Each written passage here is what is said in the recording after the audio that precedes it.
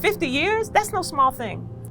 We will not look away. We will not treat this program or each other or our students as something small. We will treat it as something incredible. We will fight for it. It is a dream come true. It's a remarkable setting, and it's a compliment to all of the persons who have been involved in organizing it and developing it. It was a program that was formulated as a question of social and racial justice and inclusion. And it still serves that fundamental purpose today. I think the longevity of the program speaks to the leadership, but it also speaks to the faculty and the staff. Those people who were determined to make this work. It shows that we are possessed of the dogged strength of our foreparents. One of the things that we want to do in African American studies is that we want to keep ourselves aligned between the two major philosophical poles. One, on the one hand, of continually the struggle for racial justice in the present, for the trials that lay ahead both here and beyond, and at the same time have a fond remembrance that compels us to engage in that activity as we undertake the coursework. That's what Dean Harford was trying to do when he started the program, along with Harry Wright and Luther Batiste. Just couldn't be happier and more proud to see that 50 years later, it's still here, still making a difference, made a difference in my daughter's life. Well, I'm gonna say because he didn't see me coming through the program almost, I guess it would be 48 years maybe, after the program was brought to the university, I would love to see it still here in 50 years. I consider myself to be one of the beneficiaries of the sort of Black Studies campus movement. And now to be able to do that for others, to lead a program in its 50th year is really incredible. African American Studies is important because it really deals with the very substance of what makes American history and life. Needing to know all of the tragedy, all of the mistakes, all of the accomplishments, all of the heroic deeds that are part of certainly the African American experience is just terribly important to know. AFAM makes that possible. American Blackness is born in this part of the world. I think African American Studies is the critique of Western civilization. The only people in the United States of America who were ever kept from being literate were Black people. We do not want you to read. We do not want you to write. We don't think you can think. We don't think you can. You're not human. So truth about Black life has always been kept away from us, period. So of course people are gonna fight at the door not to let you open this door. Why? Because then you gotta explain the last 275 years. You gotta explain why we didn't do this, why we didn't see you as human. This is not just a story for Black people. This is a story of courage.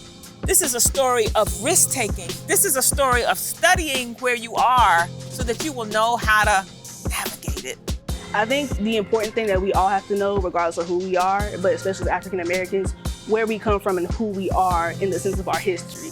I grew up in Columbia and had no idea what was going on with my community within the 50s, 60s, 70s. I didn't even know we had sit-ins until I got to college. That's ridiculous.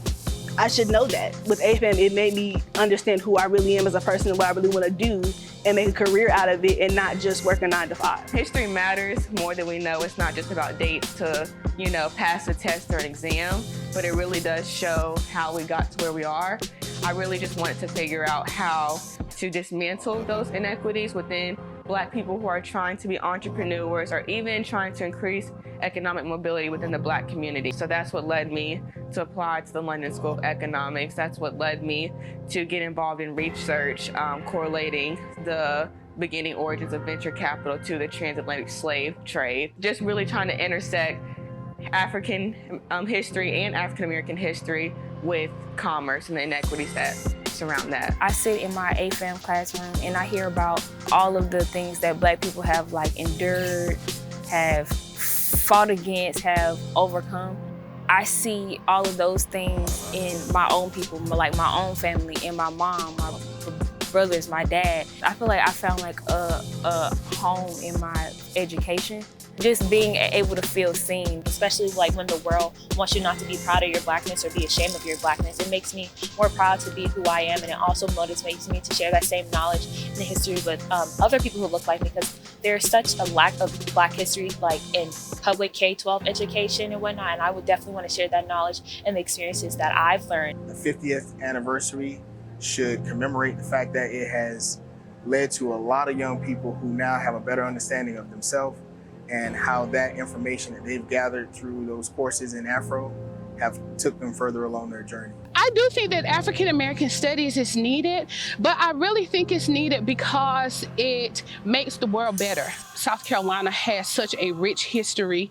You really can't do Black studies without coming through South Carolina. African American studies here in South Carolina is in a place that is very important for African American people. You don't know Black history if you don't know South Carolina. So this program is in a critical place for African Americans. Because what African American studies is provides you with a lens through which to see and approach the world. It's very exciting when you see kids have that aha moment, whether it is my students of color that feel validated in their experiences and what they've already seen and actually getting to hear voices that are often left out of the narrative, or if it's my white students that are like, I've never realized this before, I didn't know that there was this many injustices in the system, this is going to change the way I approach my career. I'm very honored to have the opportunity to teach the classes that I do. I want us to be able to use this time to express our gratitude to the people who started this program,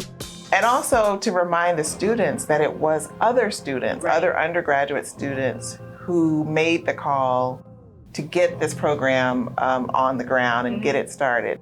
I hope it would be a program where people would want to take the class to look back into time to understand where we came from and how we got to where we are today. We've been talking about study abroad, some different initiatives like that. You know, I love this idea of the ports of the African diaspora, you know, start in Ghana, slave castle, maybe go someplace in the Caribbean, you know, or to the Dominican Republic or Brazil, and then come to Charleston. And here we are in South Carolina, you know what I'm saying? Now, more and more students are aware that it's important for them to take these courses because it makes them better global citizens once they graduate. People need to know the importance of our history that saturates the history of the United States. I am hoping that faculty and staff and students will look at this as an ongoing challenge to make sure that AFAM is a vibrant institution 10 years, 50 years from now? 50 years from now, I would like to see it be an interdisciplinary program with its own faculty and staff. In 10 years and 50 years, Black people have to be at the table making decisions that affect all of us, especially the Black community that is so often forgotten. Well, I hope that the program helps develop more African American PhDs or people who have PhDs with African American studies focus. I hope we're celebrating our growth. I know we've been around for 50 years, but I think this is just the beginning. South Carolina is ground zero for some of the most racist and most anti-racist traditions and in American history. And the African American Studies program at UofSC is the premier program of its type in the state. And it has an essential function, both in terms of education and in terms of policy. We teach the people who become the lawmakers of the state of South Carolina. There is no other single unit in the state that touches as many people in as critical a way as we are able to do. To see that the program is thriving and that it's growing and that it's making a significant impact on the university, I'm extremely excited about that. I want our students to know that this is a student-led effort and we want to keep going those next 50 years with them at the forefront.